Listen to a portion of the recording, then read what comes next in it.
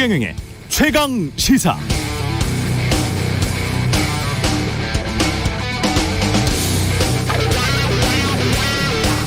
네, 삼성전자 현금 100조 지고도 총수 취업 제한으로 M&A 차질 우려. 이재용 삼성전자 부회장의 사면 받기 1, 2년쯤 전에 이런 비슷한 제목의 기사들이 많이 나왔었습니다. 가진 현금은 이렇게 엄청 많은데 우리 대기업들이 과도한 형사처벌에 시달려서 밖에 나가 투자 못한다, 사면 해제야 투자 활성화된다, 이런 논리였습니다. 이번 정부 세제 개편안이나 예산안 계속 나오고 있는데 비슷한 논리 구조를 가지고 있습니다. 기업들이 세금 많이 내서 투자할 여력이 없으니까 세금 깎아주면 투자할 것이다, 뭐 이런 거죠.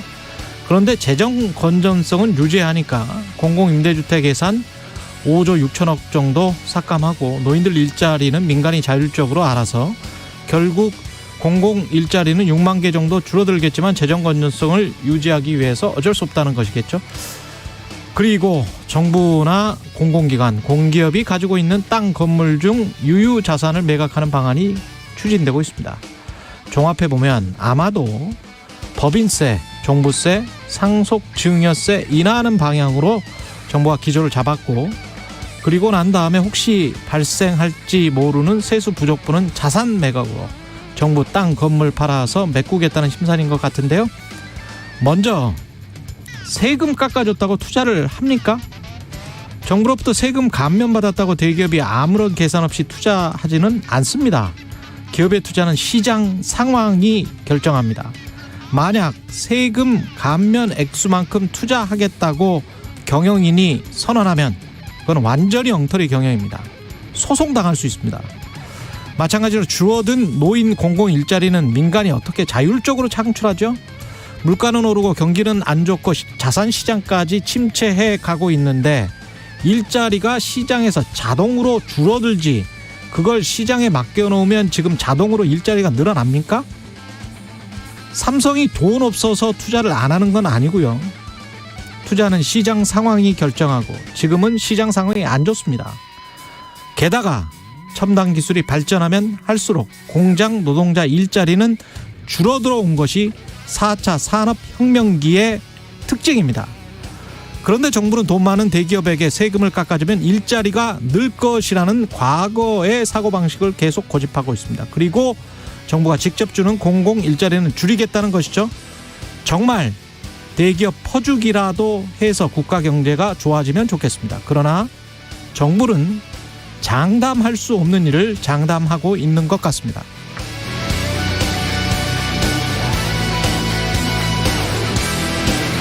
네, 안녕하십니까. 9월 1일 세상에 이익이 되는 방송 최경영의 최강시사 출발합니다. 저는 KBS 최경영 기자입니다. 최경영의 최강시사 유튜브에 검색하시면 실시간 방송 보실 수 있고요. 문자 참여는 짧은 문자 50원, 긴 문자 100원이 드는 샵9730 유튜브 무료 콩어플 많은 이용 부탁드립니다. 오늘 최강시사 더불어민주당 정책위 의장 김성환 의원 만나보고요. 류성걸 국민의힘 민생경제안정특별위원회 위원장도 만납니다. 그리고 론스타 배상 판결 있었는데요. 전성인 홍익대학교 경제학부 교수, 그리고 KBS 탐사보도부의 최문호 기자 만납니다.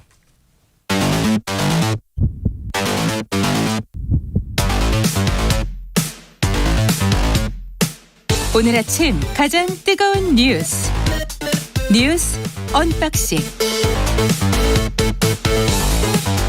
자, 뉴스 언박싱 시작하겠습니다. 민동기 기자, 김연아 평론가 나와 있습니다. 안녕하십니까? 안녕하세요. 예, 론스타 판결 나왔는데 간단하게 팩트만 짚고 가겠습니다. 일단 2,900억을 배상하라는 그 결정을 내렸습니다. 예. 일단 론스타가 청구한 전체 손해배상액의 4.6% 정도에 불과한데, 핵심 쟁점인 부당한 압박 부분에서 우리 정부의 상당한 책임을 좀 인정을 한 배상액이기 때문에요. 언론들은 론스타가 사실상 판정승을 거뒀다라고 평가를 하고 있습니다. 이자도 배상을 하라고 했거든요. 예. 이자까지 포함하면 한 3,100억 정도를 우리 정부가 배상을 해야 됩니다. 역사가 좀 길긴 한데요. 그렇죠. 간단하게 말씀을 드리면 론스타가 2003년 외환은행 지분 51%를 인수를 하는데 2007년에 홍콩 상하이은행과 매각 계약을 맺거든요. 우리 정부가 이 승인을 검토하는 동안 글로벌 금융위기가 닥치게 되고, 그래서 홍콩 상하이은행이 인수를 포기합니다. 이후에 론스타가 2010년 하나은행과 또 매각 계약을 체결을 하는데, 예. 우리 정부 승인이 나지 않아서 2012년에야 이걸 팔게 되거든요. 그렇죠. 그러니까 론스타의 주장은 한국 정부가 이 매각 승인을 제때제때 하지 않아서 손해를 입었다. 그리고 심지어 매각 가격을 낮추도록 압력을 행사했다. 이렇게 주장을 한 겁니다. 예. 그래서 이제 소송을 제기한 건데 사실상 론스타 쪽에 손을 좀 들어준 것으로 보이고요. 다만 론스타에도 외환은행 매각 가격이 떨어진 책임이 절반 정도 있다. 그래서 떨어진 가격의 50% 정도만 손해배상액으로 인정을 했습니다. 외환카드 주가 조작이랄지 이쪽은 대법원에서 유죄 판결이 났었잖아요. 유죄 판결이 났죠. 예. 일단 우리 정부는 판정 취소와 집행정지 신청을 추진을 하기로 했는데요. 한동훈 법무부 장관은 론스타의 청구액보다 많이 감액이 되긴 했지만 이번 판정은 수용하기가 어렵다. 국민의 피 같은 세금이 한 푼도 유출되지 않아야 한다는 각오로 후속 조치를 적극적으로 검토하겠다고 밝혔습니다. 그 판정에 대해서 조금 더 자세하게 설명을 드리면 론스타가 제기한 쟁점은 크게 나누면 세 가지인 것 같아요. 첫 번째는 이제 2008년도에 이 외환은행을 HSBC에 팔려고 했는데 그때 계약까지 다 됐는데 그때 이제 금융당국이 승인을 해주거나 이런 것이 없어서 이게 무산이 됐다. 그래서 더 비싸게 팔 수 있었는데 이때는 근데 나중에 이제 더 싸게 팔게 된 것이다. 요게 쟁점이 하나가 있었고 그때는 그는 사실은 금융위기 때였거든요. 그렇죠. 네. 그리고 이제 두 번째가 지금 말씀하신 이제 2012년도에 이걸 하나금융에 외환은행 팔 때 예. 그때도 이 금융당국이 늑장 심사해가지고 더 높은 가격에 팔 수 있었던 거를 낮은 가격에 팔았다. 그거 손해니까 보상해달라. 세 번째로 세무당국이 한국 세무당국이 부당한 뭐 세금을 물리고 심지어 세금을 깎아줘야 되는데 깎아주지 않고 심지어 부당한 세금을 물렸다. 이렇게 세 개거든요. 예. 근데 이제 지금 론스타가 주장하는 것에 배경이 되는 거는 한국하고 벨기에 룩셈부르크가 투자자 보호 협정을 맺은 것인데 왜 또 벨기에 룩셈부르크냐 그럴 거예요. 텍사스에 있는 회사가. 그렇죠. 이게 페이퍼 컴퍼니를 거의 다 갖다 놔서 그래요. 그렇죠. 론스타가. 그렇죠. 네. 벨기에 법인으로 이걸 제기했기 때문인데 네. 근데 이게 발효가 된 게 2011년입니다. 그렇기 때문에 앞서 말씀드린 2008년에 뭐 그 상황은 이 뭐 보호 범위가 아니다라고 해서 제외가 된 것이고 그다음에 세무당국의 뭐 이런 조사와 관련된 것도 이유가 없다고 판단한 것이고 마지막 남은 게 하나금융에 2012년에 팔 때 그때 이제 금융당국의 책임이 있느냐 이걸 따진 건데 거기에 대해서는 책임이 있다고 본 거예요. 근데 이제 이 사안에 대해서는 지금 론스타가 주장한 피해액이 7,700억인가 그런데 아마 인정된 게 5,800억인가 그렇고 거기에 50%의 책임이 있다라고 그렇죠. 한국 판단을 해서 2,800억을 이제 올해한테 물으라고 한 거거든요. 근데 전문가들이 이제 방금 말씀드린 쟁점 중에 결국은 지금 말씀드린 하나금융에 팔 때 이게 금융당국의 책임이 있었느냐가 이제 주요 쟁점으로 봤는데 여기서 한국 정부의 책임이 인정이 된 것이기 때문에 이게 사실상 절반의 승리가 아니라 절반의 패배 아니냐 이런 얘기가 나오는 겁니다. 예. 자세한 이야기는 전성인 교수 그리고 최문호 기자가 사실 론스타 관련해서 거의 한 15, 16년 취재를 한 것 같은데요. 예. 그러니까 뉴스를 20년째 보고 있어요. 론스타 그렇죠. 뉴스를. 네. 예. 관련해서 노무현 정부 때도 청와대 그 대책회의를 최초로 폭로한 기자입니다. 예. 그리고 윤석열 대통령 장모 수사를 담당한 경찰관이 대통령 취임식에 초청돼서 논란입니다. 그러니까 서울 남부경찰청 소속 A경인데요. 이 A경위에 대한 초청은 행안부 취임행사 실무추진단이 이 참석을 요청하는 공문을 보내서 이루어졌다라고 하고 이 공문에서는 이 A경위만 특정을 해서 초청을 했다고 합니다. 그러니까 이 자체가 굉장히 일단 이례적인데 또 문제는 경기 남부청 반부패 경제수사대가 이른바 경기 양평군 공흥지구 개발 특혜 의혹을 9개월째 수사 중인 그 경찰이라는 점. 또 하나는 이 경위가 수사 담당자라는 점입니다. 그래서 이제 야권에서는 공흥지구 특혜 의혹 수사에 압력을 가하려고 이 경위를 대통령 취임식에 초청한 건 아니냐 이렇게 의혹을 제기를 하고 있는데 이 공흥지구 의혹이 뭐냐면은 윤 대통령 처가가 소유한 부동산 개발 회사가 있습니다. ESIND라고. 이 ESIND가 경기 양평군 공흥지구 개발 사업을 추진을 하면서 몇 가지 이제 의혹이 제기가 된 게 있거든요. 예. 첫 번째는 시행인가 기한을 넘겼음에도 제재를 받지 않았다. 두 번째는 수백억의 이익을 내면서 개발 부담금을 한 푼도 내지 않았다. 그리고 이제 공흥지구 일대 임야를 취득하는 과정에서 농지법을 좀 위반했다. 이런 의혹들이 제기가 된 겁니다. 그리고 이 ESIND의 주주는 윤 대통령의 장모의 장차남이고요. 김건희 여사도 한때 이 등기 이사로 이름을 올리기도 했습니다. 그리고 개발 사업이 진행되던 2013년 4월부터 2014년 1월까지 윤 대통령이 당시 여주지청장으로 근무를 했었고 사업 인허가권자였던 김성교 당시 양평 군수는 현재 국민의힘 의원이고 윤 후보 경선 캠프에도 참여를 했었습니다. 그러니까 이 모든 것들이 좀 계산된 것 아니냐라는 의혹을 제기하고 있는 거죠. 아니 근데 왜 좀 총영봉사상 그 수상한 사람들이 그리고 다 초청받지도 못했다며요. 나머지 3명인가는 연락도 안 갔답니다. 연락도 안 갔다는 거잖아요. 네.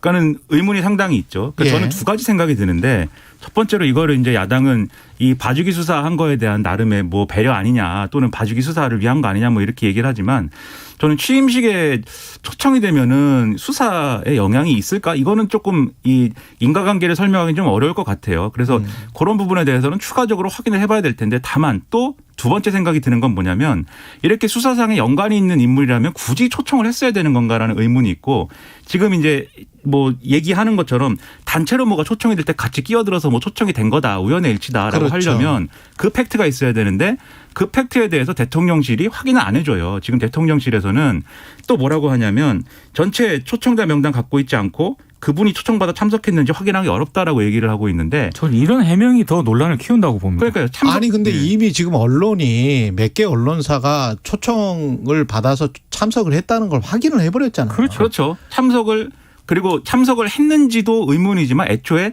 초청을 한 거냐라는 거죠. 초청을 한 게 맞느냐라고. 누가 초청을 했다면 누가 그렇죠. 초청을 했느냐. 그렇죠. 그게 그리고 가장 큰 핵심이겠죠. 그렇죠. 그리고 이 질문할 때마다 이런 답변을 할 때는 초청 명단이 지금 없는 것처럼 마치 없다는 뉘앙스로 답변을 하지만 또 그 초청한 내역이 있느냐라고 물어보면 있긴 있다라고 얘기를 하는 거잖아요.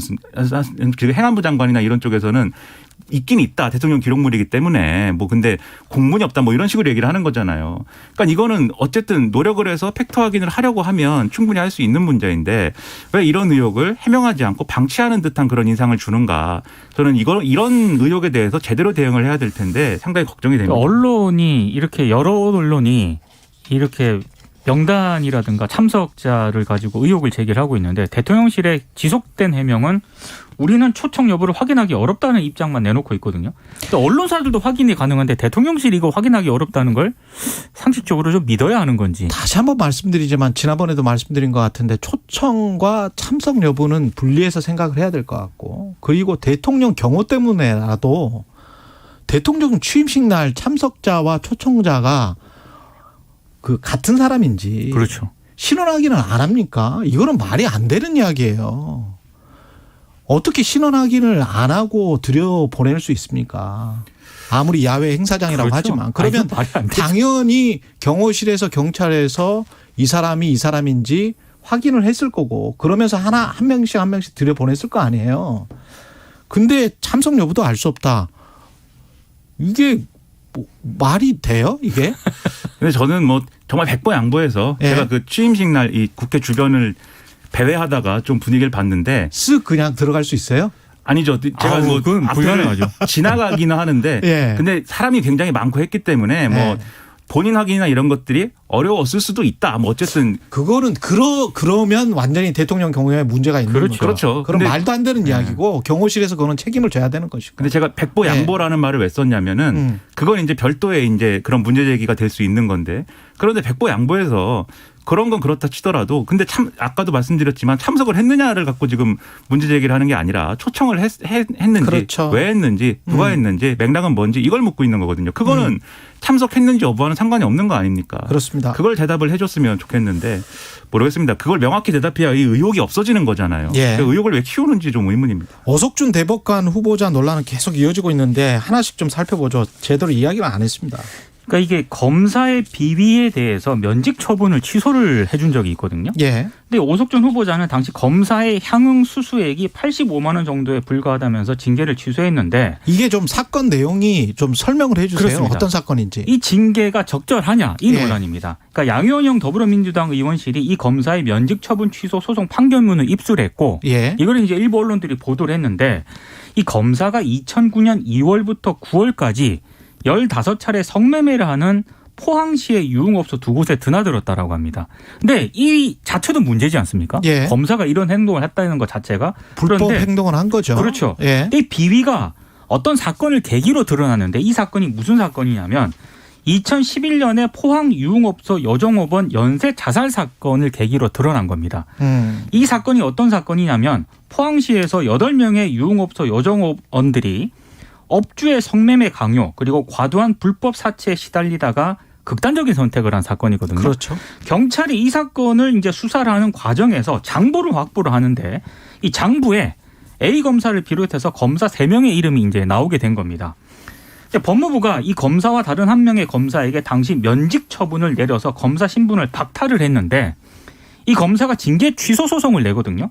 근데 이 사건의 1심 재판을 담당했던 판사가 오석준 지금 대법관 후보자입니다. 예. 근데 이 검사의 손을 들어준 겁니다. 그리고 면직 그러니까 다 이제 범행이 흔히 말해서 지금 뭐 여러 가지 법적으로 문제가 됐던 이런 사실들은 다 인정을 하거든요. 인정을 하는데도 이 검사가 6년간 성실히 근무를 했고 85만 원 향응을 제공받는 과정에서 일부 또는 전부에 대해서 본인 몫의 술값을 부담을 했다. 그리고 100만 원 미만의 향응을 수수한 점 등을 근거로 면직 처분을 한 것은 지나치게 과중하다. 이러면서 이제 이 검사의 손을 들어준 거고 이 판결이 대법원에서 확정이 된 겁니다. 그래서 이런 어떤 그런 판결을 내린 사람이 대법관 후보자로서 적절하냐 이런 문제 제기가 게다가 나오는 거죠. 800원 횡령했다는 이유로 버스 기사를 해임한 거는 또 그거는 정당하다고 판결한 거죠. 그래서 그 판결과 대비가 되면서 논란이 제기가 되고 있는 겁니다. 근데 이게 일단 각각의 판결이기 때문에 각각의 판결에서 제기된 법적인 쟁점을 같이 봐야 될 것 같은데 근데 누가 봐도 상식적이지 않지 않습니까? 일단 800원 횡령 버스 기사의 경우에는 이게 뭐 단협에 대한 위반이나 이런 것 때문에 뭐 단협을 근거로 해서 이렇게 판결을 한 것이다라고 청문회에서 설명을 했는데 이 검사 관련 판결은 왜 이렇게 한 건지에 대해서 후보자가 제대로 설명하지 못했어요. 그러니까 이 당시에 법적 쟁점이 있었을 거 아닙니까? 그렇죠. 우리의 상식과는 뭔가 동떨어진 예. 그게 뭐였는지 그런 것에 대한 답을 듣고 싶은데 상당히 의문이고 그리고 이런 판결이 대법원에서 확정까지 됐다고 하면은 이게 검사라는 이 직업에 대한 상당한 오해를 불러일으킬 수가 있어요. 이 검사라는 직업은 막 이런 성매매 유흥업소에 막 10여 차례 막 드나들고 85만 원 정도의 향응은 수술을 해도 되는 거냐 이게. 6년간 성실히 근무만 하면 돼요. 6년간 혹시 그리고 85만 원 향응 중에서 일부를 10,000원이든 20,000원이든 10만 원이든 좀 내면 되고요. 5년이었으면은 그러면 100만 원 미만의 향응을 수술을 했으면 됩니다. 드러난 사실만 봤을 때. 만약에 6년이어야 됩니까? 5년. 예. 5년간 성실히 근무했으면 그러면 유죄가 됐던 건지. 일반 회사원이 10년간 성실히 근무를 하고 가령 이런 걸로 회사에서 불법으로 성매매를 한 게 발각이 됐다면 이 회사 구속이죠? 다닐 수 있습니까? 그러게 말입니다. 하다못해 제가 여기 뭐 KBS 고용된 예. 것도 아니지만. 김민하 평론가는 바로 잘립니다. 네, 저는 바로 다음날. 예, 제가 자를 겁니다. 네, 다음날 예. 못 와요. 예. 그런 상황인데도 이런 것을 국민들이 어떻게 납득을 하겠습니까? 그래서 이게 제가 거듭 말씀드리면 무슨 법 전문가들의 재판 아닙니까? 결국 검사도 법 전문가고 판결한 사람도 법 전문가니까. 이 대법원까지 가서 또 확정 판결이 나왔다는 게 정말 짜고 치는 고스톱도 아니고 그러니까요. 뭡니까 이게? 사실 그게 말이 더 안 되는 것 같아요. 그래서 이게 왜 이렇게 됐는지 설명을 해주고 앞으로 이런 일이 있지 않도록 하려면은 뭐가 어떻게 돼야 되는 건지를 말해줬으면 좋겠어요. 근데 청문회를 통해서 말이 안 됐기 때문에 의문이고 여기에 더해서 또 관련돼서 이 대법관 후보자가 너무 검사들이랑 친한 거 아니냐. 이게 맞아요. 이제 윤석열 대통령하고의 인연 얘기 때문에 그렇거든요. 그렇죠. 이게 이제 윤석열 대통령의 지금 살고 있는 이제 사저에 있는 술집이 있습니다. 예. 이게 무슨 뭐 미국의 무슨 주 이름하고 비슷한 이름의 술집인데. 아 그래요? 네, 그 술집에 술집 사진까지 나와가지고 이 술집 간 적 있냐라고 하니까 윤석열 대통령하고 여기서 같이 음주도 했고 뭐 이런 얘기를 한단 말입니다. 이 대법관 후보자가.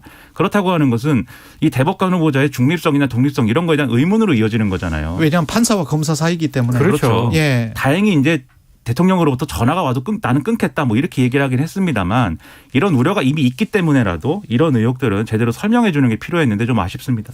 근데 이 케이스 하나만 봐도 좀 이상한데요. 이게 대법관 가서도 이렇게 판결을 할지 대법원 가서도 그거는 보통 법원 관련해서 미국이나 유럽에서 대법관 선임할 때 네. 임명할 때 무슨 가치, 민주주의, 동성애 결혼, 네. 무슨 뭐 인권, 낙태 뭐 이런 거 가지고 논란이 되잖아요. 그 사람의 정책적 가치가 기준에 대해서. 보수적이냐 진보적이냐 이 정도 가지고 논란이 되지 이런 부정부패 사범을 잘해줬고 민생 사범은 못해줬다 이런 거 가지고 논란되지 저는 않거든요. 사실 대통령하고 뭐 친하냐 예. 안 친하냐 이것보다는 예. 과거 이 사람이 결정을 내린 판결들이 있지 않습니까? 그러니까 이거 전형적인 유전무죄고 그렇죠. 권력과 가까운 어떤 판결이고 그렇게 볼 수밖에 없는 거 아니에요? 그렇죠. 그래서 지금 말씀하신 대로 이게 정책적 쟁점으로 되려면 그렇죠. 그때 그 판결에 대해서 본인은 어떻게 생각하는지 그러면 지금 와서 볼 때. 그럼요. 네. 그리고 그게 정말 어쩔 수 없이 법적으로 그렇게 해야만 되는 상황이었다라고 할 때라고 하면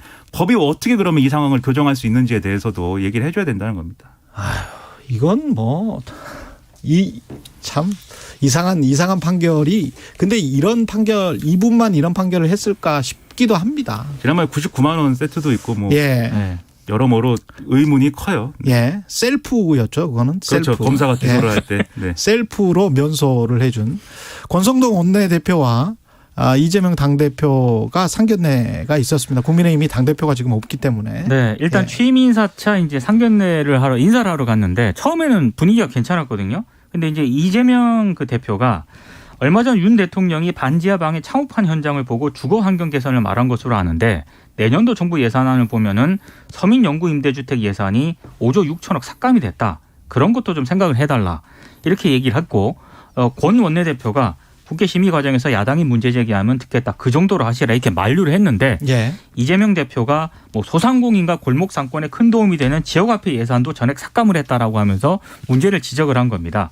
그래서 약간 좀 신경전 설전이 좀 벌어졌는데 일단 이후에 또 비공개로 회동이 전환이 됐고요. 이때는 두 사람이 또 대학 선후배 사이거든요.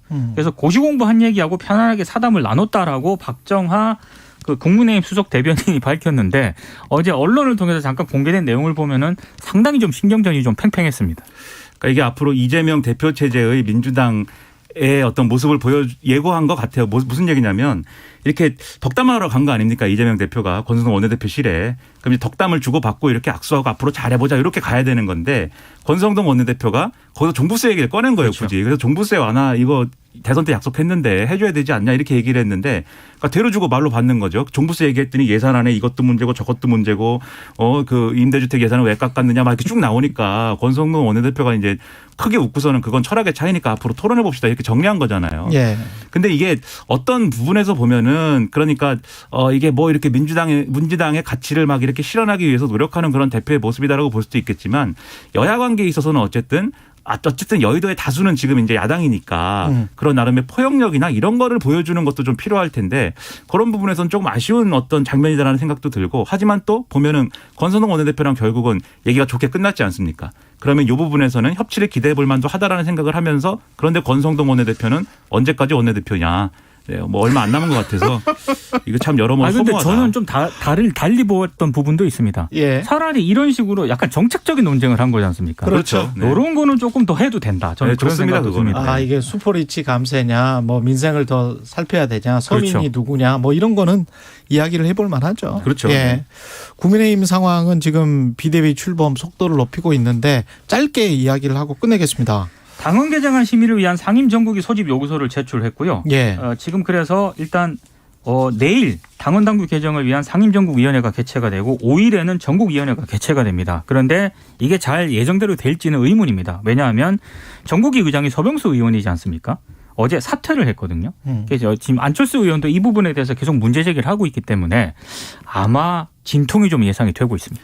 서병수 의원은 걸림돌이 되지 않기 위한 그런 판단을 내려서 이제 사퇴를 한 것이기 때문에 이제 의장 관련 논란은 이제 쟁점이 없어졌다고 봐도 되겠는데 말씀하신 것처럼 반대 의견이 여러모로 분출되고 있기 때문에 이게 전국에 어떻게 반영될 것이냐 이건 지켜볼 포인트인 것 같고 아울러서 장제원 의원이 또 이선 후퇴하고 이러면서 윤핵관들의 이선 후퇴 그림이 좀 만들어지는 그림도 있지 않습니까? 그렇죠.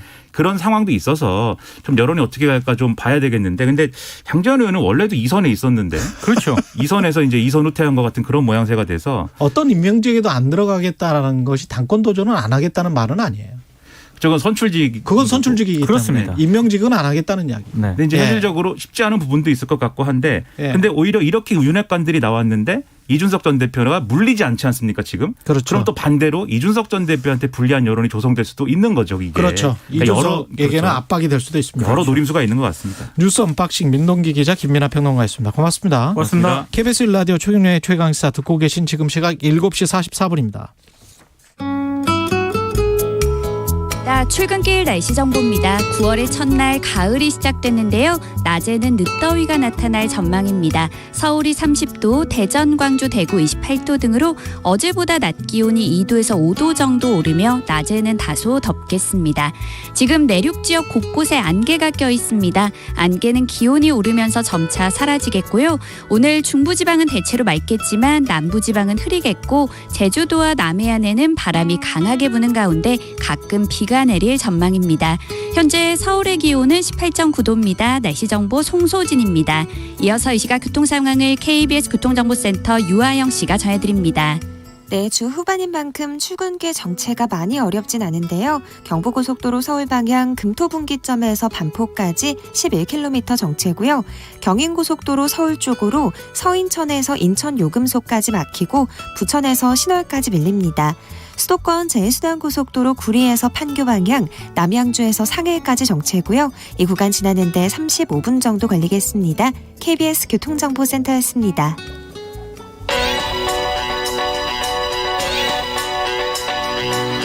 최강 시사 전민기의 눈. 네, 한 주간 화제 이슈를 빅데이터로 알아보는 시간입니다. 전민기 한국인사이트 연구소 팀장과 함께합니다. 예, 네, 오늘은 반갑습니다. 핫한 소비자 트렌드 빅데이터. 네, 예, 두 가지를 준비해 오셨군요. 맞습니다. 지금 요즘에 이제 반값 치킨이 난리가 났었잖아요. 반값 치킨. 네, 그러다 보니까 이제 대형 마트들이 반값에 이거를 이제 마케팅에 굉장히 활용하면서 치킨뿐만이 아니고 피자는 원래 좀 싸긴 쌌어요, 대형 마트가. 그렇죠. 근데 이제 거기다 이름을 붙이는 거죠. 반값 치킨, 반값 피자. 예, 이 반값 먹거리가 지금 대세인데 중식하고도 이제 손을 잡아요. 중식하고도. 예, 그래서 예. 이제 가성비 중식 행사를 이제 여러 개를 진행한다고 합니다. 이제 워낙 잘 팔리다 보니까. 예, 뭐 이 이유는 좀 이따가 또 설명을 드리겠습니다. 예, 네. 중식이면 뭡니까? 반값이? 탕수육. 탕수육. 예, 그래서 이제 뭐 한 통 가득 탕수육이라는 이제 이름으로 해서 롯데마트에서 나오게 되는데 예. 돼지고기 물량을 기존 대비 3배 이상 사전 확보해가지고 저렴한 가격에 이제 선보일 수 있게 됐다. 그래서 일반적으로 판매하는 대사이즈 탕수육 있잖아요. 예. 그거보다 양은 더 많고 가격은 훨씬 싸고. 음. 요즘에 이제 중식 치킨, 탕수육, 피자 다 좋아하는 거잖아요, 사람들. 그렇죠. 예. 요새 중식 시켜보신 분들 알겠지만 물가가 오르다 보니까 예전보다 이 소짜리 시키면 탕수육 양이 굉장히 줄은 예. 걸 아실 수가 있을 맞아요. 거예요. 예. 먹어는 보셨어요? 치킨이나 뭐 피자나. 치킨 먹어봤습니다. 치킨 뭐 예. 괜찮습니까? 맛이 괜찮아요. 아, 똑같습니까? 뭐 이게 그거는 이제 프랜차이즈마다 맛이 좀 다르니까 아, 그래요? 그거를 뭐 일반적으로 비교하기는 힘들지만 예. 그 예전에 먹던 그냥 통닭 느낌의 아, 그래요? 예, 예. 대형마트. 그렇습니다. 그 빅데이터 상으로 봤을 지금 얼마나 하는 거예요? 그러니까 이게 치킨 같은 경우는? 치킨 같은 경우는 이제 뭐 반값이라고 홈플러스는 6,990원. 예. 그러니까 롯데마트에서는 이건 한 마리 반짜리를 15,800원. 이마트는 5분 치킨이라고 해서 9,980원. 양이 조금씩 다르긴 한데 어쨌든 굉장히 저렴하게 내놓고 있고요. 그 홈플러스는 시그니처 피자를 4,990원에서 뭐 이걸 또 할인까지 하는 데도 있고 그다음에 이마트도 1인 한판 한정으로 해서 소세지 피자를 5,980원에 팔았고요. 롯데마트도 오리지널 피자 이거 이제 L포인트 혜택 받으면 9,800원까지도. 근데 가보면 없어요. 또. 그건 맞아. 왜냐면 이거 오픈런하고. 맞아. 이거 가보면 없어요. 예, 리세라고 하니까. 예. 이거를 무한정 찍어낼 수 없는 게 그렇죠. 대형마트도 손해볼 수는 없잖아요. 그렇죠. 예, 맞습니다. 예. 예. 그 반값 먹거리에 대한 반응은 어떻습니까? 굉장히 뜨겁죠. 한 달 예. 언급량이 뭐 거의 7만 건 가까이 67,800여 건이거든요. 그래서 보면은 이제 뭐 반값 치킨이라든지 반값 세일 이러다 보니까 요즘에 뭐 여기뿐만 아니라 반값이라는 이름을 굉장히 여기저기 많이 붙이는 거예요. 그래요? 네, 뭐 근데 편의점에도 실제로 나오고. 반값일지 모르겠습니다. 이것도 마케팅의 일환이 그럴 수 있죠. 그렇지만 이제 사람들이 일반적으로 느끼던 가격보다는 저렴해야지 사실 네. 그게 먹히는 거니까. 그렇죠. 예, 이런 단어들 나오고 있습니다. 네. 그 일반적인 가격을 오히려 높여놓고 반값 할인이다라고 하는 것.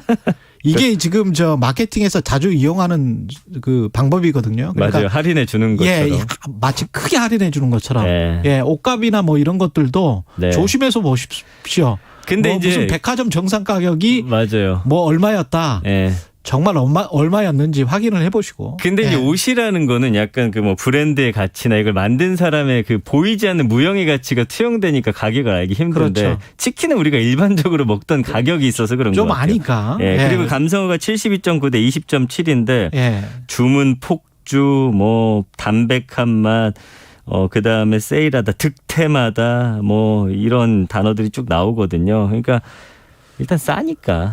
맛이 그리고 괜찮으니까. 형편없으면 먹을 예. 수가 없는데 괜찮으니까 예. 반응들이 굉장히 좋습니다. 근데 좀 우려나 비판의 목소리가 좀 있기는 합니다. 그렇죠. 왜냐하면은 이제 이게 다른 곳들은 이렇게 싸게 하려면 어쨌든 뭐 인건비, 임대료, 배달 수수료 등등해서 다른 가격을 또 낮춰야 되는데 그렇죠. 그렇긴 또 쉽지가 않다 보니까 이게 가격 낮추면 낮출수록 중간 가맹점은 남기는 게 없어서 이제 힘들어지는 구조예요. 그러나 대형마트는 워낙 지점이 많고 하니까 여기서 조금 아낀 걸 다른 데다 또 전가시킬 수가 있거든요. 예. 그러니까 결국에는 누군가는 피해를 또 그 안에서 보고 있다는 거예요. 예. 그래서 여기서 또 일하시는 분들은 이거 워낙 또 일이 많으니까 또 힘들고 이런 어떤 우리가 근데 이제 그 사람들의 임금은 안 오르고. 바로 그거예요. 예. 그러니까 이게 프로모션이라는 게 결국에는 가격을 낮춘다라는 거는 누군가가 그걸 감내해야 되는 구조거든요. 그렇죠. 그러니까 이 부분에 대한 좀 지적이 나오고 있는 거예요. 이게 물가가 너무 올라서 나오는 이제 어떤 일종의 소비 트렌드인데 네. 유튜브에서 땅콩님은 물가가 너무 올라서 문제입니다. 그래서 반값 치킨 반값 세일 유행하는 거 아닐까요? 이렇게 말씀을 하셨는데 반대로 네. 명품 시장에서 리세일 이 시장도 지금 이거는 과거에 굉장히 커졌었는데 지금 더 커지고 있어요? 자, 일부 뭐 예를 들어서 운동화나 이런 게 이제 유행이 있다 보니까 그랬죠. 좀 거품이 꺼진 게 있는데 나는 그렇게 들었어요. 저는 그렇게 그쵸? 들었습니다. 예. 하이엔드급 완전히 진짜 비싼 거? 비싸고 수량이 적은 거는 네. 이거는 오히려 천정부지로 가격이 더 올라가게 되는 거예요. 그래서 예를 들어서 온라인 플랫폼을 통한 명품 리세일 시장이 커지고 있는데 고가의 핸드백뿐 아니라 1억 원대 시계가 온라인상에서는 거래가 막 척척 돼버리는 거예요. 그래서 그 이커머스 업계 보니까 트렌비라고 있습니다. 이 명품 플랫폼인데 여기서 그 파텍 필립이라고는 굉장히 비싼 시계가 있어요. 예. 리셀가 1억 3,500만 원에 팔린 거예요. 리셀가가? 이게 이제 출시가보다 한 차고 다니다가 예. 파는 거잖아요, 이게. 근데 이제 리셀이라 하면 요즘에는 이걸 예. 중고라기보다는 사자마자 쓰지 않은 그런 거예요? 그런 게 더 비싸게 팔릴 수밖에 뭐 없는 이런 거죠. 거는 그러면 뭐 한정판이니까 더 비싼다는 거예요? 지금 출시가보다? 한정판이라기보다는 원래 이게 워낙 비싸니까 많이 찍어내질 않는데 찾는 사람이 많아지다 보니까 그냥 사가지고 매장만 통과를 하면은 갑자기 프리미엄이 막 몇 천씩 붙게 되는 거죠. 그러니까 왜 사요 이거를 1억이나 넘게 주고? 그게 이제 왜냐하면 이제 저 같은 사람이 이해를 못 하겠네. 제가 예전에 생각해 보세요. 이제 예. 외제차 뭐 예를 들어서 BMW만 타도 사람들이 우와 와. 외제차도 했는데 옛날엔 지금은 그랬죠. 그렇지 않잖아요. 예. 갈수록 더 다른 사람이 갖지 못한 걸 갖고자 하는 욕망인데 계속 높아지는구나. 가격이 올라갈 수밖에 없죠. 지금은 솔직히 뭐 완전히 뭐 몇 억대 차를 타야 사람들이 쳐다보는 정도니까요. 그렇죠. 예. 예. 근데 이제 2배 넘는 가격에 이거가 팔린다라는 게 사실은 한쪽에서는 너무 먹기 살기 힘들어서 계속 그렇지. 싼 걸 사는데 예. 다른 한쪽에서는 비싼 거를 웃돈을 붙여서 더 비싸게 사고 있다라는 게 양극화를 보고 있네요. 우리가 보여주고 지금. 있는 겁니다. 예. 빅데이터 반응은 어떻습니까? 언급량이 뭐 이건 그렇게 많지는 않습니다. 이제 한 달 동안 4천여 건 정도 나오는데 일단 요즘에는 운동화 쪽이 사실은 리셀이 굉장히 활발했었어요. 나이키 운동화가. 예. 근데 지금 거품이 좀 많이 빠지고 있는데 운동화 같은 경우도 뭐 예를 들면 2, 30만 원짜리가 누구와 협업한 거다 하면은 100만 원이 훌쩍 넘어가는 가격에 판매가 됐었거든요. 예. 지금도 일부 그런 특정 상품은 굉장히 비싸지만 나머지는 좀 거품이 좀 빠진 상태인데 그거 외에도 뭐 패션이나 중고 거래, 뭐 지갑이라든지 가방 이런 명품 이런 키워드들 그리고 요걸 또 중개하는 그런 플랫폼들이 굉장히 많거든요. 아, 그렇군요. 예, 그런 이름들이 나오고요. 감성어 60.7대 34.8로 긍정이 높습니다. 그래서 뭐 성장하다. 그다음에 세계적인 현상이다. 예. 과열되다. 그리고 짝퉁 논란이 있었어요. 짝퉁 논란 분명히 있겠죠. 예, 뭐 이런 이야기들이 좀 지배적으로 좀 나오고 있습니다. 듣겠습니다. 예. 전민기 한국인사이트 연구소 팀장이었습니다. 고맙습니다. 감사합니다. 안녕하세요. 통계청장 한훈입니다. 매년 9월 1일은 통계의 날입니다.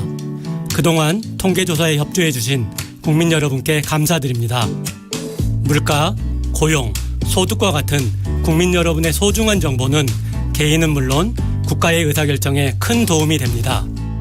아울러 코로나19로 대면 조사가 어려워진 상황을 감안하여 비대면 조사와 행정자료 활용으로 국민 여러분의 부담을 줄이고 있습니다. 국민 여러분의 적극적인 조사 참여는 과학적 국정 운영을 밝혀줄 빛이 될 것입니다. 이 캠페인은 통계청과 함께합니다. 우리 함께 투명 페트병 분리배출해볼까요?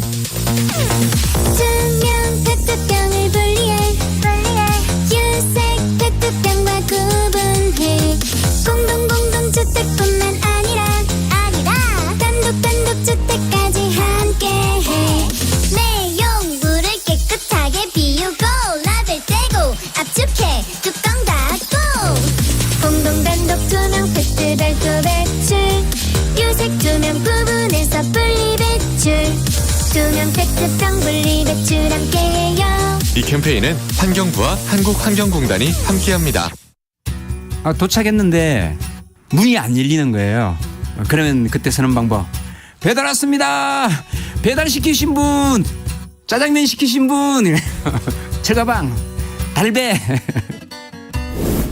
2022 KBS 연중기획 기억을 기록하다. 97년 IMF 때부터 배달을 시작하게 된 배달 노동자 이성이라고 합니다. 달성군에 있는 조그마한 중국집이었고요. 대진 가게에서 1년 정도 일하다가 월성동에 지영반점이라고 또 있었어요.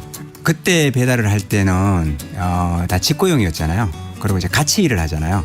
아침에 출근하면은 누구누구는 홀청소, 누구누구는 단무지, 누구누구는 어제 미수거를 찾아오기.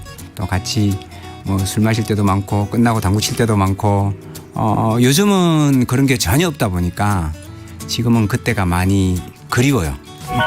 주문. 배달이 바뀌었잖아요. 우리 정부는 회사만 알고 있고 지나가다가 배달 노동자들을 많이 만나도 다 낯선 사람들이고 모르는 사람들이에요. 지금은 오로지 나 홀로 각자 도생이 되었다. 코로나 이후로는 이제 비대면이 많이 늘어났고요. 그냥 놓고 가세요. 사진만 찍고 가세요. 그냥 좀 기계 같은 느낌? 기계 부품 같은 좀 그런 느낌을 좀 많이 받아요. 25년 동안 배달을 한 이성인 씨는 기억합니다. 친구들하고 마주칠까 모르는 동네로 가서 배달을 시작했습니다. 짜장면으로 시작된 배달은 전성시대를 맞이했지만 배달의 풍경은 점점 삭막해져 갑니다. 함께 울고 웃으며 일했던 동료들, 시선을 마주치며 음식을 건네봤던 손님들, 이제는 사라진 배달의 풍경을 뒤로한 채 오늘도 바람을 가르며 음식을 나눕니다. 당신과 대한민국의 기억, KBS가 기록합니다.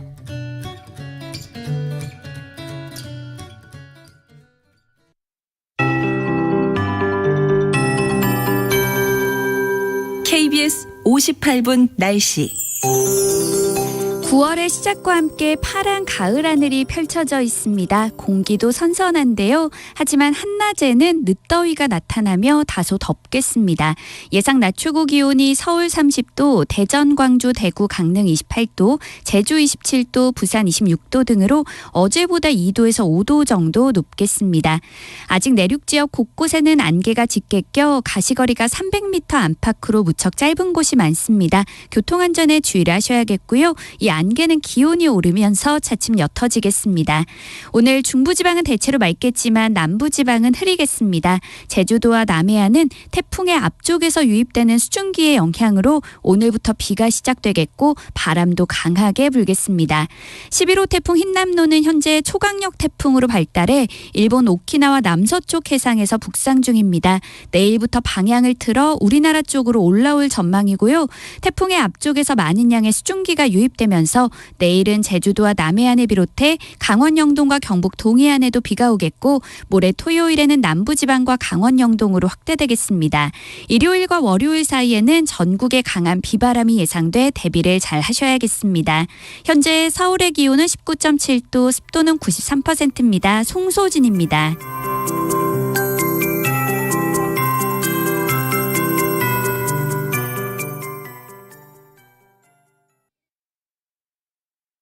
정성을 다하는 국민의 방송 KBS가 8시를 알려드립니다.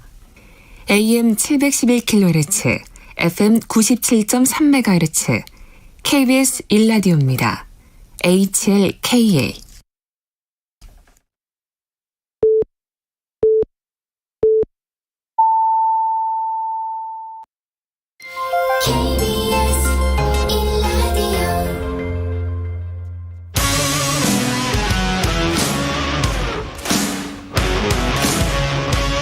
오늘 하루 이슈의 중심 최경영의 최강 시사.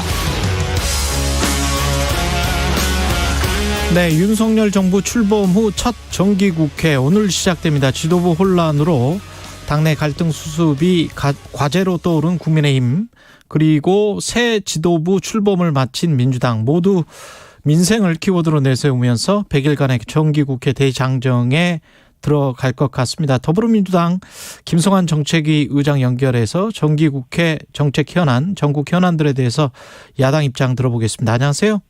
네, 안녕하세요. 김성환입니다.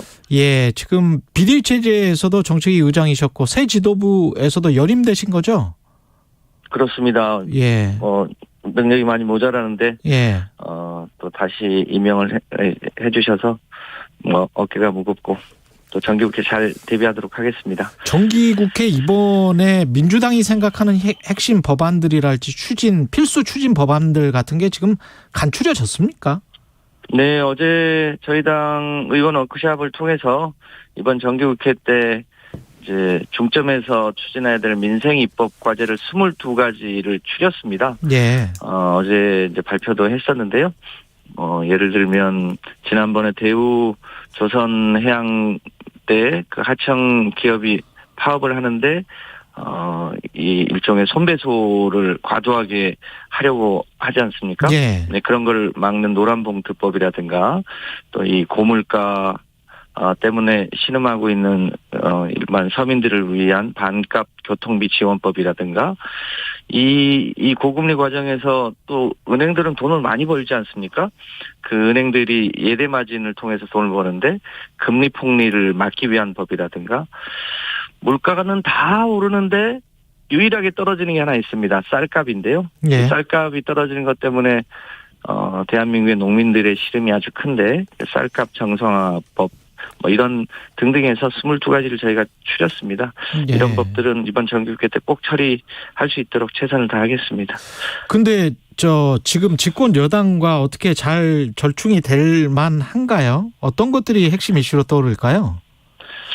아무래도 정부 여당 입장에서도 민생을 게을리하기는 어렵지 않겠습니까? 예. 그런 면에서 보면 지금 저희가 선택한 22개 민생 입법은 충분히 여당하고 협의하면 해결할 수 있는 법안이 대부분이라고 생각합니다. 그래서 잘 협의해서 처리해 나갈 수 있도록 하겠습니다.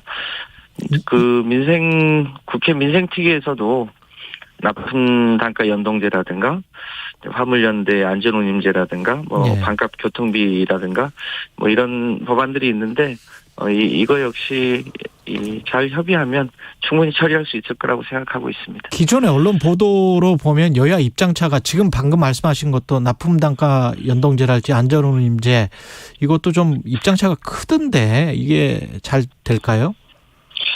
글쎄요, 머리를 맞대고 진심을 다하면 할 수 있지 않을까 싶은데요. 예. 이제 며칠 전에 그 납품단가 연동제 관련해서 정부 측 의견을 이제 처음으로 공식 보고를 받았는데요. 여전히 이제 정부는 노사 자율에 맡기겠다는 생각을 버리지 않고 있더라고요. 예. 그런데 그게 이제 기존에도 그 납품단가 관련해서 협의 조정 제도라는 게 있긴 있었는데, 예. 그 이제 위탁 기업과 수탁 기업 간의 그 갑을 간의 힘의 불균형 때문에 사실상 유명무실했었어요. 예. 그런 거를 조금 더 이제 제도화 해야 된다는 것에 대해서 여야가 입장을 같이 하기 때문에 이제 수준을 어떻게 할 거냐에 대한 차이가 있긴 문제다. 합니다만, 네, 지혜를 모아서 적정한 수준에서 자동으로 발동할 수 있도록은 해주고 대신 이제 위탁 기업과 수탁 기업 간의 이제 구체적인 내용은 자율 교섭을 할 수 있도록 그렇게 제도화하면 입장차를 좁힐 수 있지 않을까 그렇게 예상합니다. 어제 그 권성동 원내대표와 이재명 대표 상견례에서도 권성동 원내대표가 이런 말을 했잖아요. 국정운영 철학이 좀 다르다. 지금 저 노사 자율에 맡기자 납품 단가 연동제도 그렇게 보면 어느 정도는 그래도 정도와 수준에 맞게 좀 규제를 해서 끌어내야 된다. 납품 단가 연동을 할 수 있도록. 이게 이제 민주당 입장인 것 같고, 국민의힘은 좀 그렇게 하면 오히려 부작용이 심할 것이다. 노사 자율에 맡기는 게 낫다. 이런 입장인 것 같은데 거의 매번 다 그러는 것 같아요. 이자 제한법도 그러는 것 같고, 민영화 방지법도 마찬가지인 것 같고요. 이제 자본주의가 갖고 있는 효율성이 있잖아요. 예. 그러니까 그 효율성은 최대한 살리지만 그게 정부가 개입하지 않으면 사실상 소위 약육강식이 되고 또 적자 생존이 돼서 경쟁력이 강한 데는 살아남고 그렇지 않은 데는 시장에서 도태되기 때문에 소위 이 경제 불평등이 심해지는 거 아니겠습니까? 예. 그런 것을 이제 적정 수준에서 그 격차를 줄여주는 게 정부의 역할이고, 그 역할이 필요하다는 것은 이미 전 세계적으로 증명이 되어 와서 어느 정도로 정부가 개입해서 그 격차를 줄여줄 거냐. 이제 이것에 대한 이제 철학과 입장차가 조금 있는 건데요. 유럽의 경우나 최근에 미국의 경우를 보더라도 정부가 적정하게 개입하는 것이 더 낫다는 게 세계적인 추세 아니겠습니까? 그런 걸 감안해서 너무 무리하지 않는 선에서 정부가 적정하게 그 사회적 약자들이 보호받을 수 있도록 도와줘야만 대한민국이 전체적으로 소위 더불어 살아가는 공동체가 될 수 있다고 저희는 보고 있습니다. 지금 아마도 국회에서 또 충돌이 있을 것 같은 건 시행령 통시 방지를 위한 국회법 개정안, 시행령 정치를 하고 있다고 지금 민주당은 계속 비판을 하고 있고요. 경찰법 개정안, 경찰국 신설 대응을 위해서, 그리고 허위 학력 기재 처벌 부정행위 조치 근거 마련을 위한 김건희 방지법, 일명 김건희 방지법 이런 것들인데 네. 이런 것들도 다 아까 말씀하신 것에 들어갑니까? 중점 추진 법안에? 민생입법 과제 22개 과제에 들어가 있는 건 아니고요. 예. 다만 또 여전히 우리 사회의 주요한 쟁점이 되고 있는 것이어서 민생과 개혁이 이제 두 개의 수레바퀴라고 할 수 있지 않겠습니까? 예. 그런 면에서 그런 개혁 과제들도 저희가 각 상임위원회에서 충분히 논의하고 처리할 수 있도록 최선을 다할 예정입니다. 종부세 특별공제 두고는 지금 어떤 입장인가요? 민주당과 이따 국민의힘 유류성걸 의원에게는 여쭤보겠습니다. 민주당 입장은 어떤 건가요? 종부세 이제 제도를 도입한 게 노무현 정부 때 아니겠습니까? 예. 그때 이제 종부세 기준액이 9억이었는데 그 사이에 이제 물가도 많이 오르고 해서 저희가 여당일 때 11억까지로 그 기준액을 좀 높였는데요. 국민의힘에서는 그 기준액을 훨씬 더 높이자. 그리고 또 공정시장 가액 비율을, 그러니까 과표가 될 수 있는 것을 100에서 60%로 거의 한 40% 정도를 깎아준 거거든요. 예. 이게 국민들한테 골고루 돌아가는 혜택이면 좋을 텐데 사실상 큰 집을 갖고 있나 집을 여러 채 갖고 있는 사람한테 이제 과도하게 세금 혜택이 돌아가는 것이기 때문에 예. 어떻게 하는 게 적정한 수준이냐에 대해서 여야의 입장차가 있는 것 같습니다. 저희는 현행 기준대로 하더라도 특히 1가구 1주택 종부세는 장기 보유할 경우에는 거의 한 80% 정도의 감면을 해주게 되어 있거든요. 이제 그런 것 등을 고려해 보면 더군다나 과표에서 40%를 정부가 시행령을 통해서 깎아줄 수 있고 또 실제로 그렇게 하겠다고 하기 때문에 더 이거를 과표를 11억에서 14억으로 올리는 것은 적절치 않다. 서민들 부담이 갈수록 커지는데 왜 부자들 것만 깎아주냐 이런 의견이 큽니다. 이제 그런 점에서 어느 선을 하는 게 적정할지에 대해서는 여야가 또 머리를 맞대 봐야 될 거라고 생각합니다. 민주당의 어떤 마지노선 같은 게 있습니까? 지금 100%에서 60%로 낮추는 것 공정시장가에 이거는 시행령으로 그냥 할 수 있는 거예요?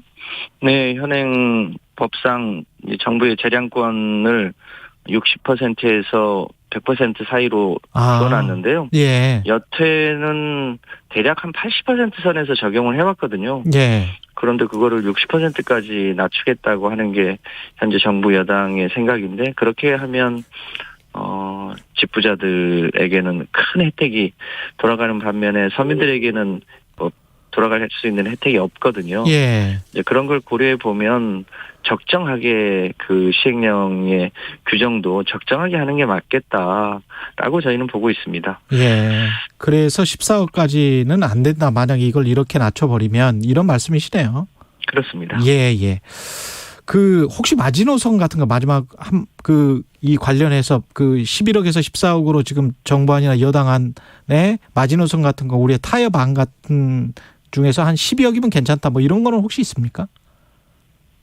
네.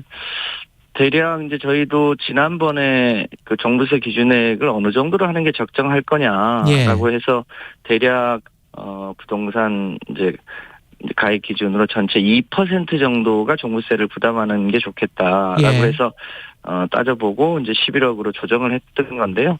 이제 그 사이에도 이제 약간의 집값이 오르고 해서 그게 이제 11억이 적정할지 12억이 적정할지 그거는 좀 살펴봐야 한다. 또 최근에 다시 알겠습니다. 집값이 하향 조정되는 측면이 있어서 그래서 이제 그 내용과 관련해서는 저희 당의 기재위 의원들이 충분히 지금 검토하고 있는 걸로 알고 있습니다. 그 예산안 관련해서는 이재명 대표는 참 비정한 예산안이다. 정부의 예산안을 그렇게 비판을 했는데 어떻게 보세요, 의장님은?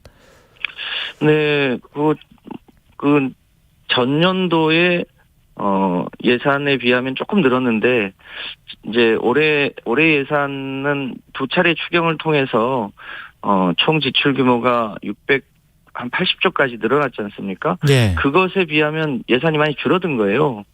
그래서 내용을 살펴봤더니 뭐 어르신 일자리 예산을 대폭 감액하거나 청년 일자리 지원 예산도 한 8천억 가까이 줄였더라고요.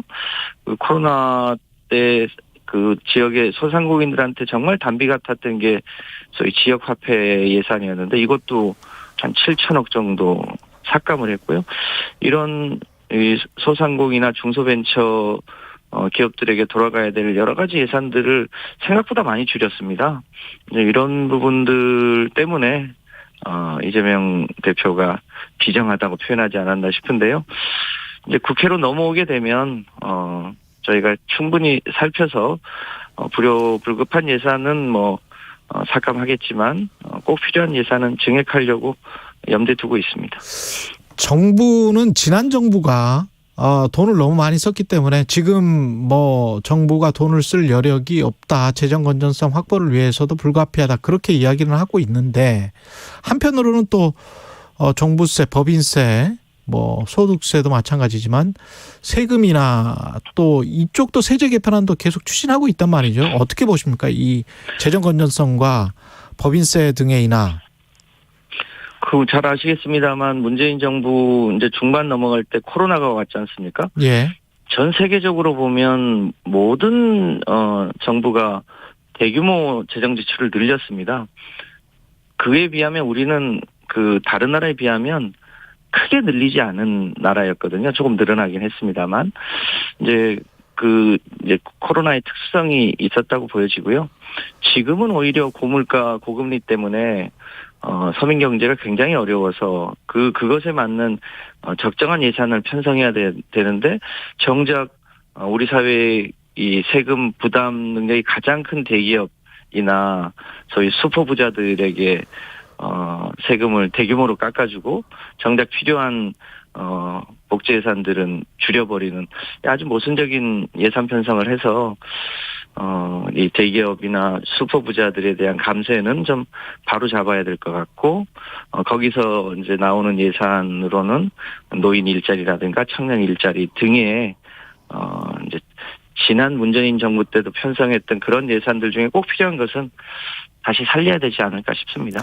그리고 정기국회 되면 이 론스타 관련해서는 정부는 법무부는 이의 제기하겠다고 하고 있는데 지금 현재 정부 인사들 추경호, 한동훈, 한덕수, 윤석열 대통령까지도 중수부장이었기 때문에 그때 관련돼 있는 것 같은 그때 사건에 네. 어떻게 보세요?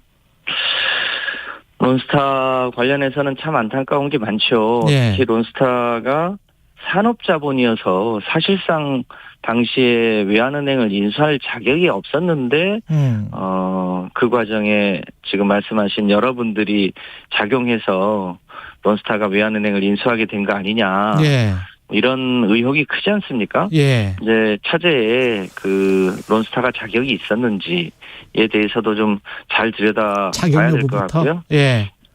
그래서 그 책임 여부를 충분히 가려야 되지 않을까 싶습니다. 알겠습니다. 말씀 감사하고요. 더불어민주당 김성환 정책위 의장이었습니다. 고맙습니다. 감사합니다. 공정, 공익, 그리고 균형. 한 발짝 더 들어간다. 세상에 이익이 되는 방송. 최경영의 최강시사.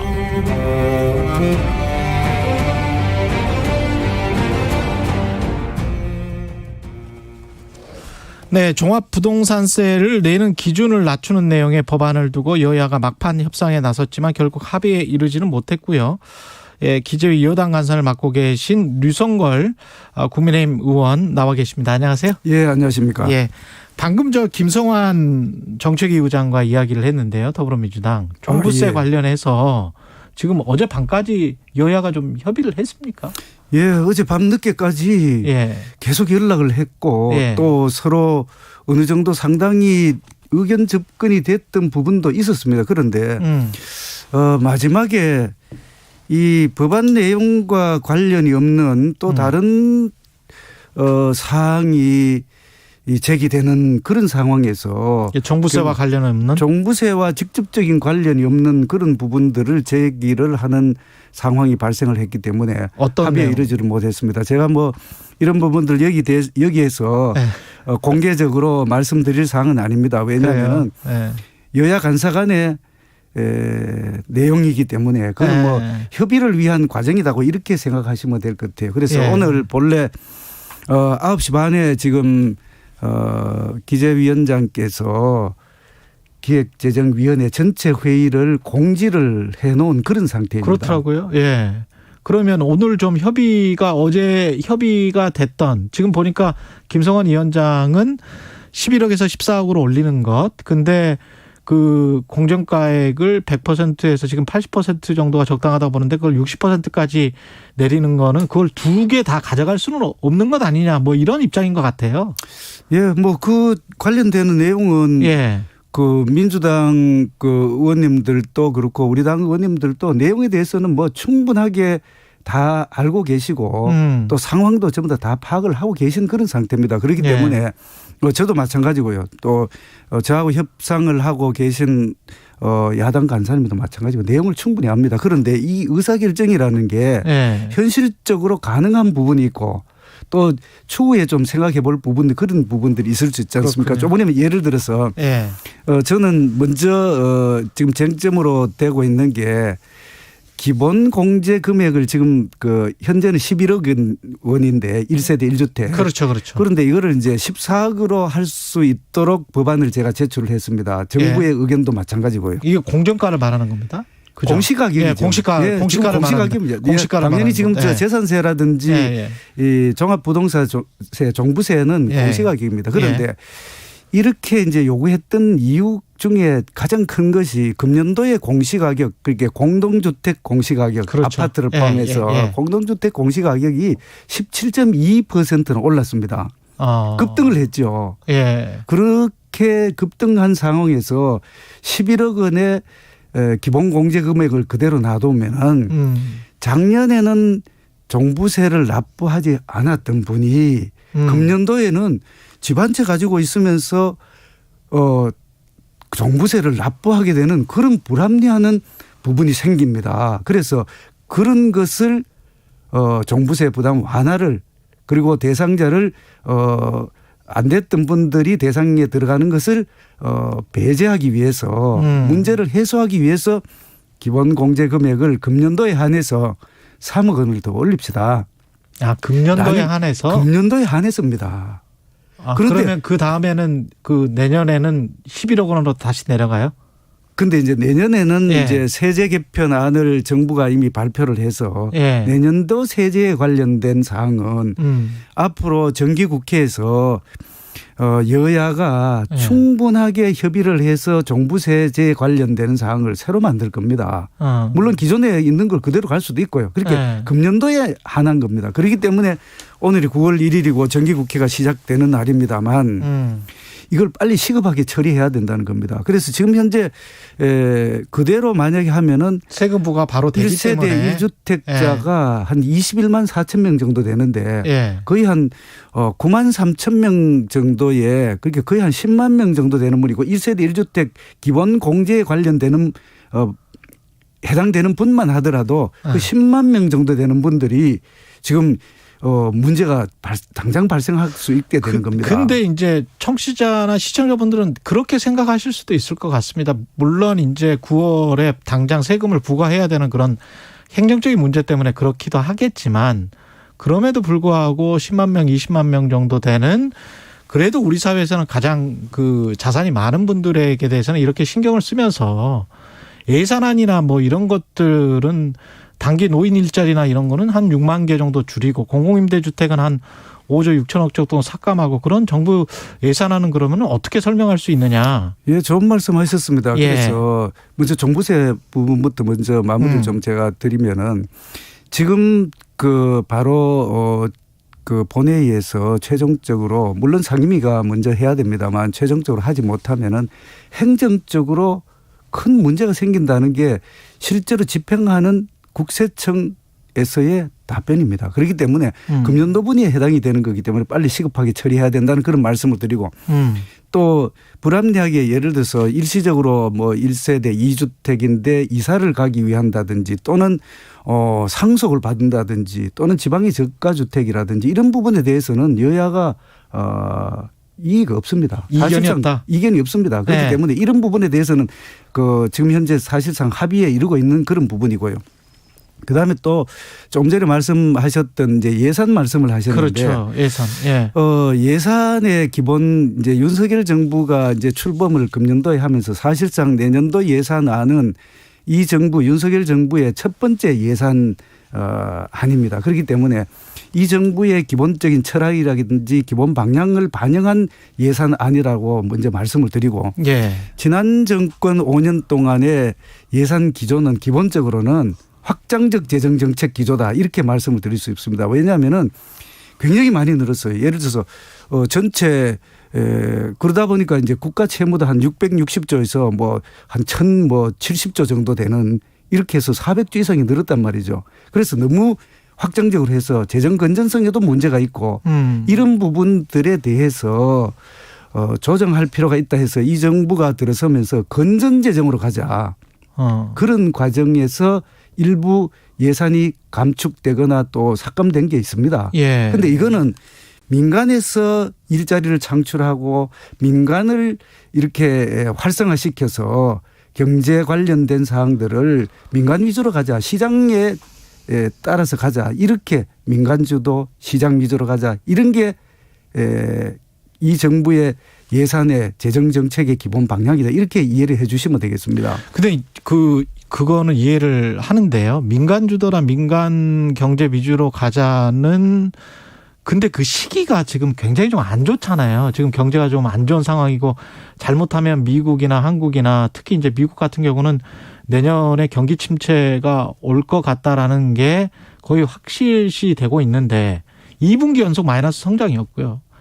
일단 그런데 성장률이 이제 경제 상황이 안 좋다고 해서 재정을 너무 방만하고 확장적으로 꼭 해야 된다는 건 아닙니다. 그런데 이 줄일 때는 줄이고 또 지역적으로 또 취약계층 그 대상별로도 지원해 줄 부분은 확실하게 지원해 주는 게 예산의 기본 방향이라고 생각을 합니다. 그래서 그전에 필요 없던 부분들은 확실하게 구조조정을 해서 제가 지금 설명 듣기로는 세출 구조조정을 최대한 많이 해서 한 24조 원 구조조정을 했는 걸로 알고 있습니다. 이렇게 해서 구조조정을 하고 남은 그 재원을 가지고 취약계층에 대한 지원을 하고 이렇게 하는 게 기본 방향이고요.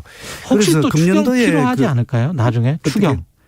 추경을 뭐 지금 이제 내년도 본예산 안을 지금 편성해서 네. 국회에 제출하는 상황에서 그런 것까지 이야기한다는 건 저는 그 안 맞는 이야기고요. 안 맞는 이야기입니까? 기본적으로 안 맞는 이야기고 지금 네. 추경을 이야기할 사항은 아니고요. 네. 그래서 전체 내년도 예산 안에 따르면은 한 639조 원 정도 되는데 그렇죠. 그중에서 복지 예산과 관련된 예산이 226조 6천억 정도 돼서 거의 한 35%가 넘는 그런 수준입니다. 예. 그렇기 때문에 취약계층이라든지 꼭 필요한 분야 부문에 대해서는 대상에 대해서는 지역에 대해서는 지원을 하는 그런 예산이다. 이렇게 이해를 해 주시면 되겠습니다. 복지 예산의 증가율도 본 예산의 증가율에 비해서는 조금 떨어지긴 하더라고요. 이제 전체적인 관련되는 거는 한 12개 분야가 있는데 예. 그거는 이제 구조조정하는 과정에서 좀 필요하지 않는 여야가 시급하지 않는 부분에 대해서는 조정을 하다 보면은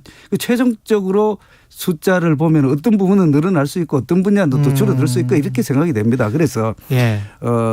저는 어떤 생각을 하느냐면은 기본적으로 재정은 건전하게 유지할 필요가 있다. 예. 하지만 꼭 필요한 부분에 대해서는 확실하게 지원을 해야 된다라는 예. 게 제 생각입니다.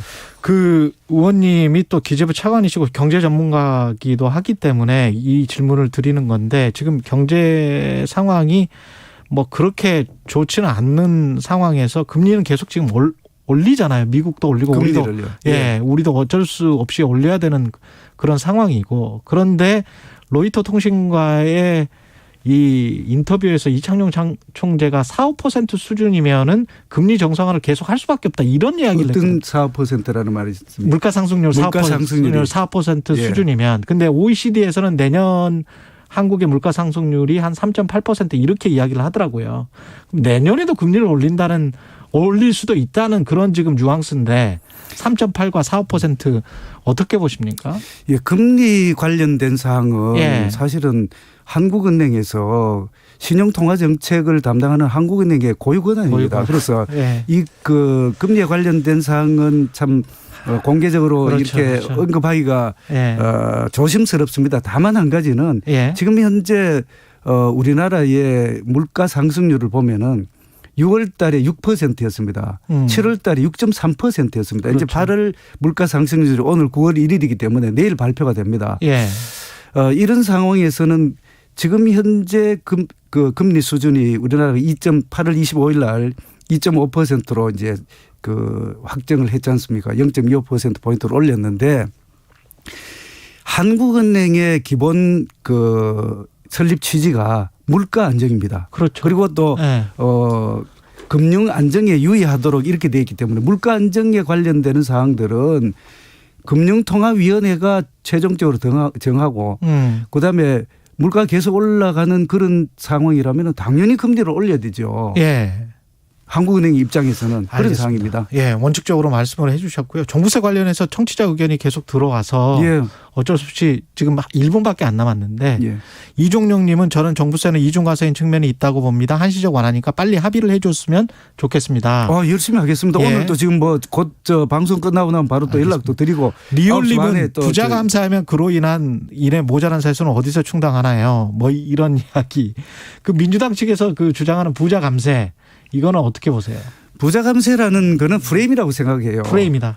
예, 왜냐하면은 그 종부세는 기본적으로 징벌적 조세라는 게 대체적인 평가입니다. 징벌적 조세다. 지금 예. 최고 세율이 6%예요. 예.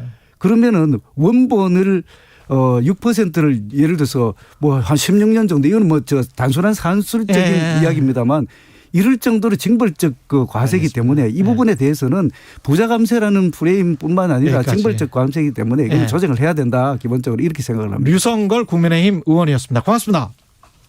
예, 감사합니다.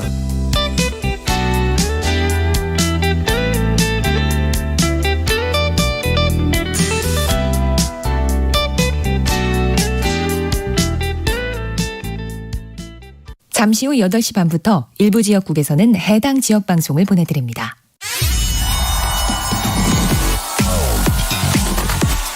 여러분, 경제가 어려워서 너무 힘드시죠? 그래서 준비했습니다. 대한민국 경제 오디션 내가 경제스타 K. 경제와 관련된 이야기라면 모두 환영합니다. 총 상금 6천만 원을 준비했습니다. 자세한 내용은 오후 4시 5분 홍사원의 경제쇼에서 알려드릴게요. 진행은 서툴지만 내용은 알찹니다. 진실의 편에서, 정의의 편에서, 약자의 편에서 뉴스를 전합니다. 주진우 라이브와 함께 더 많이, 더 오래 웃었으면 좋겠습니다. 매일 오후 5시 5분 KBS 1라디오 주진우 라이브. 지금 시각은 8시 30분입니다. KBS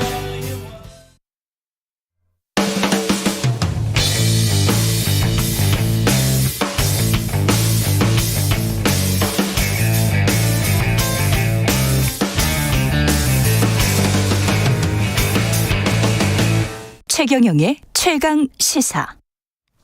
네, 6조 원 규모의 론스타 분쟁 10년 싸움의 결과가 어제 나왔습니다. 오늘 최강시사에서는 이 문제 꾸준히 취재하고 문제 제기해온 한 15년, 16년 된 것 같은데요. KBS 최문호 기자, 그리고 전성인 홍익대학교 경제학과 교수 모시고 이번 판정의 의미 그리고 남은 과제 짚어보겠습니다. 최문호 기자는 나와 있고요. 예, 안녕하십니까? 안녕하세요. 예, 그리고 전성인 교수님은 전화로 연결돼 있습니다.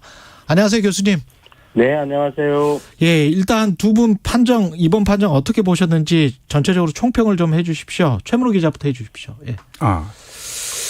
그 판정이 나오고 이제 법무부가 발표를 하는 과정을 이렇게 지켜봤는데요. 일단 법무부는 일단 선방했다. 아마 이제 론스타가 막대한 금액을 청구를 했는데 6조. 예, 예. 상대적으로 한 2,800억 정도로 싸게 막았다. 예. 이런 분위기로 굉장히 좋아하는 듯 이제 나름 잘 싸웠다라는 분위기였는데 예.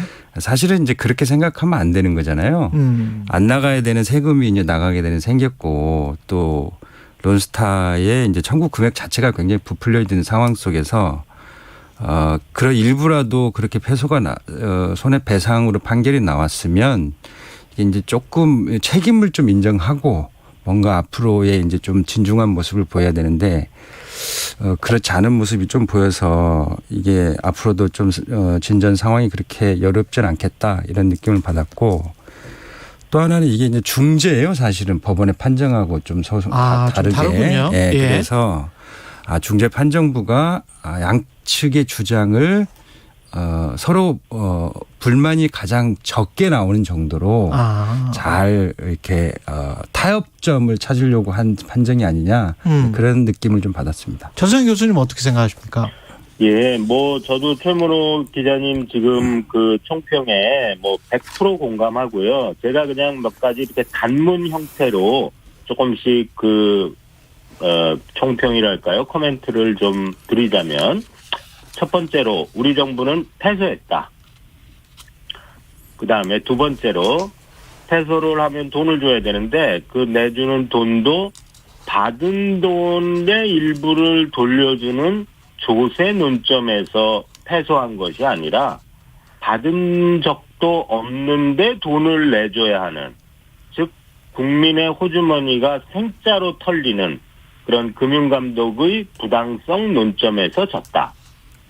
셋째, 그 패소의 비율은 법무부 발표처럼 법무부는 이제 표면적인 논리를 가지고 4.6%라고 했는데 예.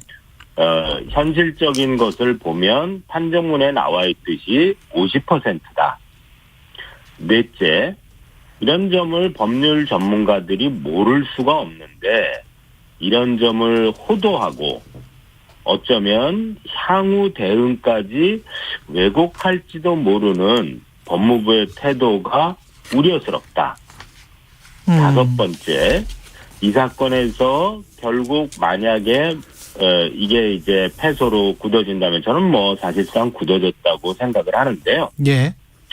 그게 금융감독의 부당성 논점에서 졌다면 우리가 해야 되는 건 단기적으로 물론 관련자 사법 처리하고 재산 환수하고 이런 푸닥거리도 해야 되겠지만 장기적으로 금융감독을 어떻게 해나가야 할지 이 개방되고 국가 간 소송도 난무하는 새로운 사회에서 어떻게 해야 할지 하는 점을 신중하게 고민할 때가 되었다. 이런 정도 생각이 듭니다. 잘 정리를 해주셨는데 한동훈 법무부 장관은 뭐 다시 한번 제기를 해보겠다. 그래서 세금 한 푼이라도 나가는 거는 용납할 수 없다. 이런 말을 했거든요. 이게 진심일까요? 어떻게 보세요? 저는 참 뭐 그렇게 생각할 수 있습니다. 예. 그리고 국뽕이랄까요? 이런 표현에서 애국심이 막 차오르잖아요. 예. 와, 우리 국민들을 위한 선도자 이런 생각이 드는데 예. 사실은 그것도 변호사 비용 쓰고 변호사 비용 국민 혈세거든요. 그러니까 잘 생각을 해서 해야 되는 것이고 그런 것이 제가 이제 다른 데서도 다른 기회에서 몇 번 지적을 했지만 현재의 관련자에게 자칫 도망갈 수 있는 기회를 또 한 번 주는 그런 행동일 수 있어요. 예를 들면 시효가 남아 있는데 시효가 막 진행돼서 공소시효 만료돼가지고 감옥에 못 집어넣고 채권의 소멸시효 만료돼가지고 구상권 청구 못하고 그 다음에 또 재산 막 빼돌리고 아니면 소비하고 이럴 수 있잖아요. 예. 그렇기 때문에 할지 말지는 론스타 관련자가 아닌 사람들로 제3의 이해상충 없는 사람들로 구성해서 따로 정하고 하더라도 안전장치를 두어서 국회가 특별법 만들어서 이거 하면 시효 정지다. 그러니까 나중에 얼마에 가서 지더라도 그때 시효 지났으니까 사법 처리 못한다 이런 거 없다. 그 다음에 이 사람들 돈 빼돌릴지 모르니까 현재의 판정문에서 부정한 행위를 해서 국가에 손해를 끼쳤다고 명기된 자들 또는 그것과 관련된 사람들에 대해서는 압류를 건다. 가압류.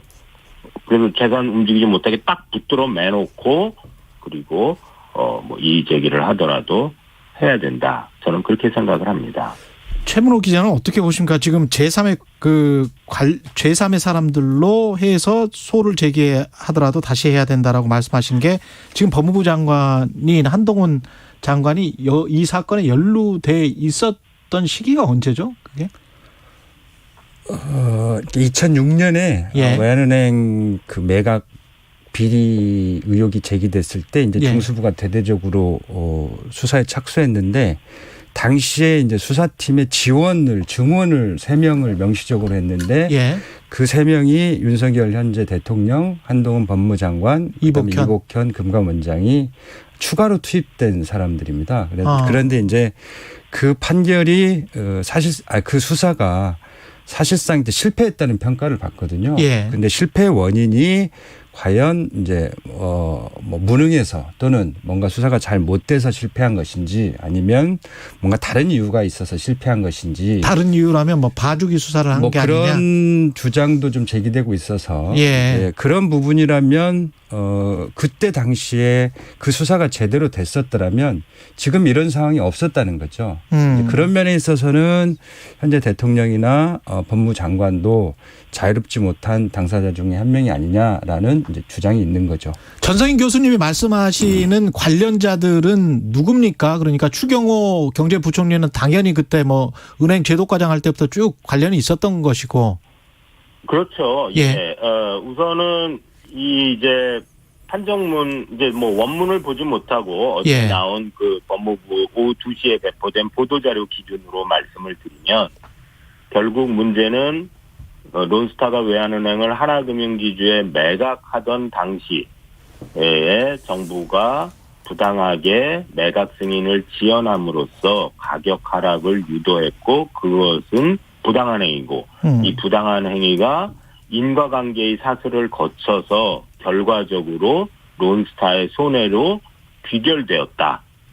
그렇기 때문에 잘못된 원인에서 슬픈 손해 이런 것이 나왔기 때문에 손해배상 책임의 그 논리사슬이 완성되었다라는 것이거든요. 그렇다면 이제 부당한 행위를 한 자는 그 당시 금융감독에 있던 사람들인데 이제 구체적으로 보면 계약이 이렇게 변경되면서 1차 계약이 한번 연장되고 그게 이제 2차 계약으로 맺어질 때 계약가가 떨어지는데 한 5천억 원 정도 아마 재판부가 그 점을 손해로 일단 인식을 한 것 같아요. 나중에 이제 배상을 할 때 과실상계하는 건 다지만 일단 손해는 이제 5천억 원, 약 4.3억 불 손해가 났다라는 것인데 그 시기가 2011년 하반기예요. 10월, 11월 막 이럴 때거든요. 예. 7월부터 11월 요 사이이기 때문에 그 2011년 하반기에 금융감독의 수장은 뭐 그 전부터 김석동 위원장이었고 하반기에 금융위 부위원장이 추경호입니다. 그렇죠. 예. 그렇기 때문에 그 두 사람을 포함한 관련자들이 일단 문제의 당사자로 떠오를 수밖에 없고요. 예. 특히 이제 현재 부총리를 맡고 있는 추경호 부총리의 경우는 그 뒤에 ISB 대응 TF에서도 기재부 1차관 국무조정실장으로 굉장히 지속적으로 참여했고 거기서 이제 요번에 뭐 뒤엔 다시 나오겠지만 요번 판정에서 핵심 굉장히 눈에 보이는 것은 관할 건 없으므로 재판부가 굉장히 보수적으로 나 이런 거 판단 안 해. 이런 건 딴 데 가서 다퉈. 이런 식의 태도를 굉장히 많이 보였거든요. 예. 그러니까 그거를 적극적으로 이용할 수 있는 기회. 즉 론스타는 위법한 투자자니까 이 절차에서 아예 다툴 수 없다라는 점을 이제 얘기를 했어야 되는데 그 얘기를 못 했어요. 그때도 추경호 현 부총리가 여러 가지 형태로 멤버 또는 TF 책임자였기 때문에 김석동 위원장 또 추경호 현재 부총리 이런 분들은 책임 시비를 정확히 가려야 될 것으로 생각합니다. 혹시 판정문이 나오면 네. 그 판정문이 공개가 되면 2003년부터의 전 과정에서 한국 정부에 누가 어떤 역할을 했고 우리 정부 입장에서 봤을 때는 우리 국민 입장에서 봤을 때는 이 책임이 누구에게 있는 것이고 이거를 좀 가릴 수 있을까요? 예, 최문호 기자. 예. 지금 현재 이제 정부가 공개한 사유는 당시에 이제 하나금융의 그 외환은행 인수 승인을 13개월 지연한 것에 대해서 금융당국의 당시 국내 은행 관련법의 권한에 바뀌다 이렇게 판단을 거기까지만 얘기를 했는데요. 론스타는 그 관련해서 그 주장 하나하고 당시에 이제 론스타와 하나금융의 가격 협상 과정에 방금 얘기했던 김석동 금융위원장 등이 직접 개입했다 이렇게 주장을 하거든요. 근데 그런 쟁점에 대해서는 판정문이 판단을 해야 돼요. 익시드 규정상. 그래서 그때 금융당국이 직접 개입했는지 여부는 판정문에는 있을 것으로 보여지는데 정부가 어제 그거는 얘기는 하지 않았어요. 근데 이제 그 문제가 꽤 중요한 쟁점이 될 수 있습니다. 왜냐하면 직접적으로 정부 당국자들이 불법 행위를 했다라고 익시드가 판정을 했다라면 또 익시드의 판정은 국내법과 동일한 조력을 갖거든요. 그렇습니까? 법률적 구속력을 갖는다고 돼 있거든요. 협약상. 그러면 불법 행위가 있었다라는 게 인정이 되는 거예요. 근데 그러면 나중에 이제 이 문제에 대한 배상 책임 문제가 그렇겠죠. 교수님이 말씀하신 것처럼 단순히 금융당국이 권한을 넘어선 행위의 차원이었느냐 아니면 일부 개인이 불법적인 행위에서 비롯된 그 결과이냐 그 문제도 좀 달라지게 되는 거죠. 개인 책임까지 물을 수가 있겠네요. 아까 교수님 말씀하신 대로. 아니 왜냐하면 결국 정부라는 거는 어떤 의미에서 좀 의인화된 그런 조직이잖아요. 그렇죠. 정부가 하는 일은 사실은 정부의 일을 위임받은 사람, 즉 공무원이 하는 것이거든요. 그런데 그리고 그 정부의 일을 통제하는 건 국민의 대표인 국회가 만든 법률 또는 그 위에 하위 규범이 있겠지만 기본적으로 법률이라고 하면 그렇게 하는 것이죠. 그러면 공무원은 국민의 대표인 국회가 만들어 놓은 법률과 국제적인 어떤 상식 규범 이런 거에 의해서 일을 해야 되는데 잘못한 거죠. 그러니까 정부가 잘못했다는 말은 사실은 정부의 위임을 받은 공무원이 잘못한 거예요. 물론 정부를 운영하는 기본 원리인 법률이 이 법률과 저 법률이 상충해서 법률을 잘 따랐지만 결과적으로 남에게 문제를 일으킬 수 있죠. 이번 사건은 그게 아니에요. 은행법에 어디 부당하게 개입하라는 얘기가 국회가 그런 법률을 만들었습니까? 아니잖아요. 예. 그러니까 법률은 제대로 돼 있는데 공무원이 잘못한 거거든요. 그러니까 이때는 개인에게 책임을 물어야죠. 예. 마지막으로 이번 중재 판정이 갖는 의미 두 분 짧게 한 30초씩밖에 안 남았는데 말씀을 좀 해주시기 바랍니다. 전생 교수님부터 말씀하시겠어요? 예, 저는 이제 지금 섣불리 이 론스타 관련자들이 계속 이 사건을 끌고 다니는 게 아니라, 그럴 것이 아니라, 이해관계가 없는 객관적인 인사로 향후 어떻게 해야 될 건지를 신중하게 결정하는 것이 바람직하고 국회가 적극적으로 이 사건에 개입해야 된다. 예. 예, 최문호 기자. 일단 지금 이제 중재판정부가 판정을 내리면서 이 판정문을 비밀로 걸었는지가 확인이 안 돼요. 비밀을 걸었지 않았으면 공개해도 되는 거거든요. 근데 이제 정부는 아직 공개하지 않고 있는 이유가 뭔가 다른 이유가 있어 보이는데 일단 이거 판정문이 공개돼야 대책이 나올 것 같고 특히 이제 앞서 교수님도 말씀드렸지만 현재 뭔가 정책 결정을 해야 될 당사자들이 다 론스타로부터 자유롭지 못하기 때문에 그렇죠. 일단 판정부터 공론장에 내놓고 의견을 거치고 전체적인 국익을 위한 의사결정을 하는 게 바람직하지 않겠냐 이런 생각을 합니다. KBS 최문호 기자 그리고 전성인 홍익대학교 경제학과 교수였습니다. 고맙습니다. 네, 감사합니다. 네. KBS 1라디오 최경영의 최강시사 듣고 계신 지금 시각 8시 46분입니다. 이 시각 교통정보입니다. 먼저 서울 시내 돌발 구간입니다. 올림픽대로 하남방향 가양대교 부근 4차로에서 사고 났습니다. 행주대교부터 밀리고요. 더가 여의도 부근에서 정체입니다. 반대 공항 쪽으로는 암사대교부터 정체가 시작돼 반포대교까지 밀리고요. 그 사이 천호대교 부근 4차로에서는 공사를 합니다. 강변북로 구리방향 가양대교에서 반포대교까지 밀리고요. 이 구간 지나는데 50분 정도 예상됩니다. KBS 교통정보센터에서 유하영입니다.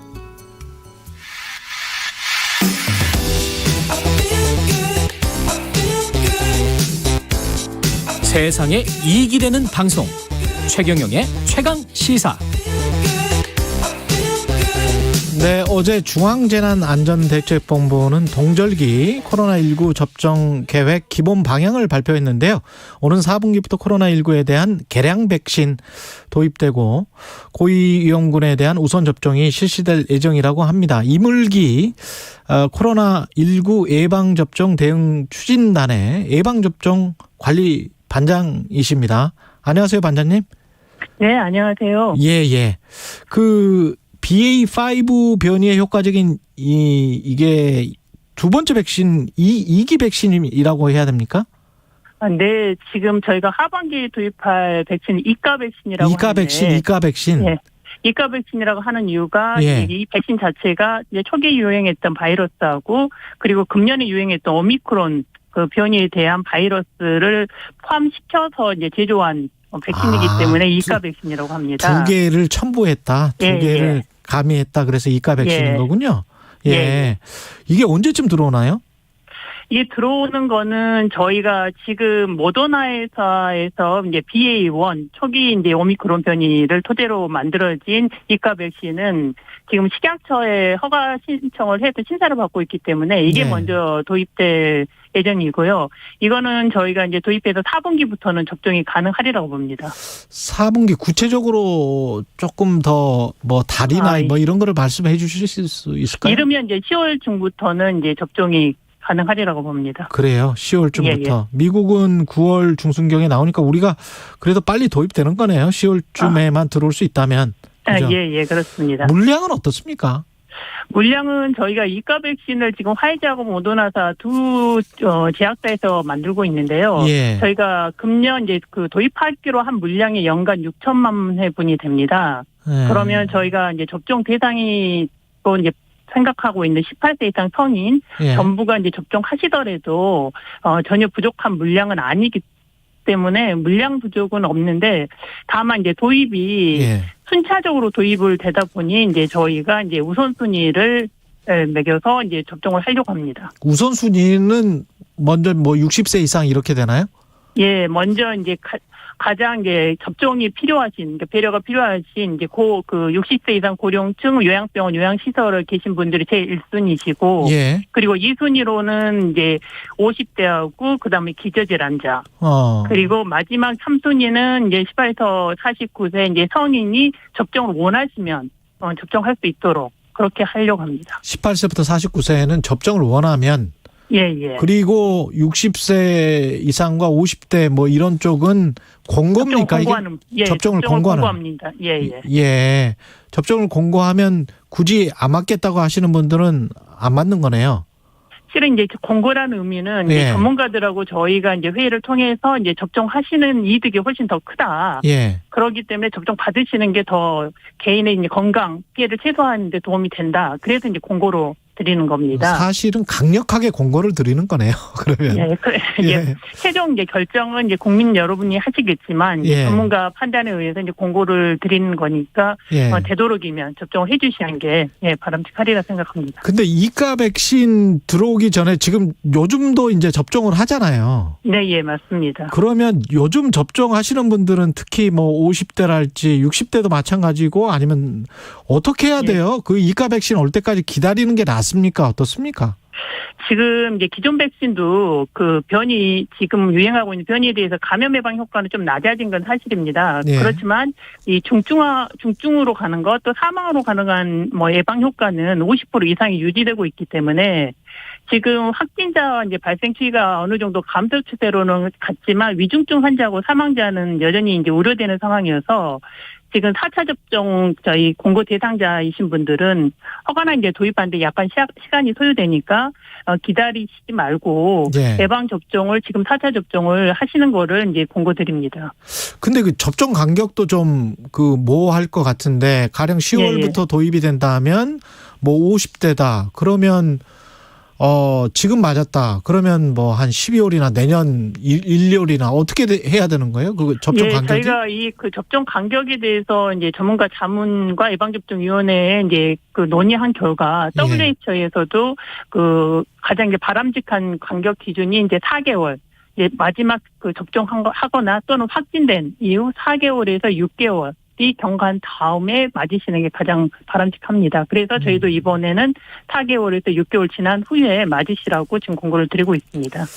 근데 점점 뭐 사회적 거리두기를 안 하는 상황이고 뭐 거의 할 수도 없고 그런 상황이어서 이게 거의 이제 감기처럼 인식하고 있는 심리적으로는 그런 사람들이 많단 말이죠. 어떻게 보세요? 그렇지만 앞에서 설명드린 것처럼 여전히 그 60대 이상 고령층과 그다음에 이제 기저질환이 있으신 건강 취약계층에는 위험한 게 사실입니다. 이분들은 또 중증화로도 가고 또 사망으로도 이어지기 때문에 이분들은 꼭 예방 접종을 해서 건강 피해가 이제 최소화되는 거를 저희는 이제 공고를 드립니다. 이가 백신의 효과는 어떻게 보십니까? 지난번 백신에 비교해서?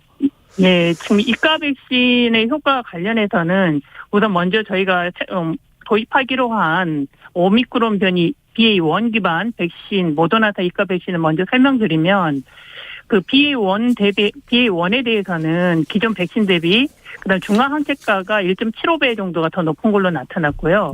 지금 유행하고 있는 BA.4, 5에 대해서도 기존 백신 대비 중화 항체가가 1.69배가 더 높은 것으로 확인됐습니다. 더불어서 또 확진되신 분인 경우에는 이 항체가가 보다 더 높게 나타나고 있어서 그 이가 백신이 이제 도입이 되면 또 여기에 이제 접종 권장 순위가 되시면 이제 접종하시기를 저희는 이제 공고드리는 겁니다. 확진이 한번 되면 더 항체가 더 많이 생긴다. 이게 지금 명칭을 개량 백신부터는 동절기 접종 뭐 이렇게 명칭을 바꾼다면서요? 특별한 이유가 있습니까? 이전까지는 저희가 그 하나의 백신을 가지고 이제 변이가 발생하면서 차도 중심으로 이제 접종을 해왔습니다. 그런데 이번에는 이제 새롭게 변이에 대응한 이제 신규 백신이 나왔고, 그래서 앞으로는 이제 시기 중심으로 이제 전환을 해서 접종하는 것이 이제 바람직하겠다. 지금 아직은 코로나19가 이제 인플루엔자처럼 계절에 따른 유행 경향이 뚜렷하지는 아직 않습니다. 그래서 아직은 정기적인 접종 계획이 이제 불확실하긴 하지만 지금 이제 새롭게 유행에 맞춰서 개발된 백신을 가지고 최대한 활용을 해서 시기별로 접종 계획을 이제 수립하고자 저희가 이렇게 명칭을 바꾸게 되었습니다. 아, 그리고 만약에 10월부터 이렇게 이가 백신이 도입이 되잖아요. 네. 그러면 기존의 백신 접종은 그때부터는 이제 중단이에요? 저희가 이제 앞에서 설명드린 것처럼 이제 기존 백신도 중증하고 사망 예방 효과는 50% 이상 유지되고 있고, 예. 그리고 아직 이제 고위험군에게는 끊김없이 이제 보호가 돼야 되고, 그리고 이제 유행 상황이라든지 그리고 수급 이런 동향 등을 이제 고려할 때는 저희가 이제 기존 백신도 이제 지속 같이 병행해서 우선은 접종하고자 합니다. 아, 그렇게 되는 거군요. 예, 예. 혹시 이게 백신을 계속 맞게 되면 혹시 건강상의 위험이나 뭐 이런 부작용 같은 거는 계속 와치를 하고 계시죠? 계속 모니터링 하고 계시죠? 아, 네. 이 부분에 대해서 이제 국민 여러분께서 많이 걱정들을 하고 계시는데, 예. 지금 이제 전 세계적으로도 이제 저희와 같이 4차 접종하고 이번에 이제 새로 개발된 이가 백신에 대해서도 이제 접종 그 계획들을 수립을 하고 있습니다. 그리고 예. 이와 관련돼서 또 국민들이 우려할 만큼의 그 안전성의 문제가 있다는 어떤 연구 결과는 아직까지는 없습니다. 그렇군요. 코로나19 PCR 음성 확인서를 이제 그 출국자나 입국자 이렇게 공항에서 제출하지 않아도 됩니까? 다음 달 3일부터? 예. 3일부터는 제출하지 않으셔도 됩니다. 아, 이렇게 조치를 하신 이유는 진정 국면은 아닌 것 같은데. 지금 이제 8월 네 번째 주부터 이제 코로나19 확진자가 이제 감소세로 이제 전환이 감소세다. 됐고요. 예. 감소세로 전환이 됐고 이제 국외도 이제 그 확진자가 감소 추세이고 이로 인해서 이제 해외 유입에 따라서 이제 국내 이제 유행에 미치는 영향이 이제 점차 감소하리라고 보고요.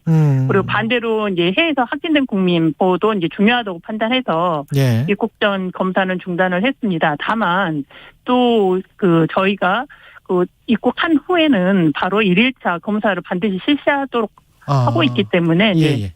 알겠습니다. 예. 코로나19 예방 접종 대응 추진단의 이물기 반장이었습니다. 고맙습니다.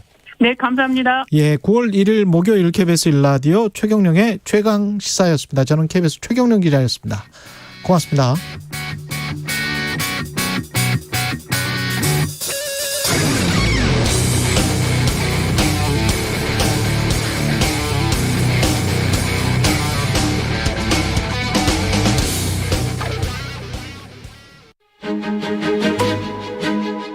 증가하던 코로나19가 진정세를 보이고 있습니다. 하지만 코로나19 중환자는 줄지 않고 있는데요.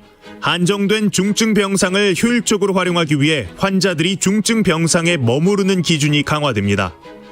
중증화 예방을 위해 50세 이상, 18세 이상 기저질환자와 면역 저하자의 4차 접종도 권장됩니다. 확진 이력자도 희망하면 접종이 가능합니다. 요양시설 대면 면회 제한과 실내 마스크 의무 착용도 유지됩니다. 올가을 면역 저하로 인한 코로나19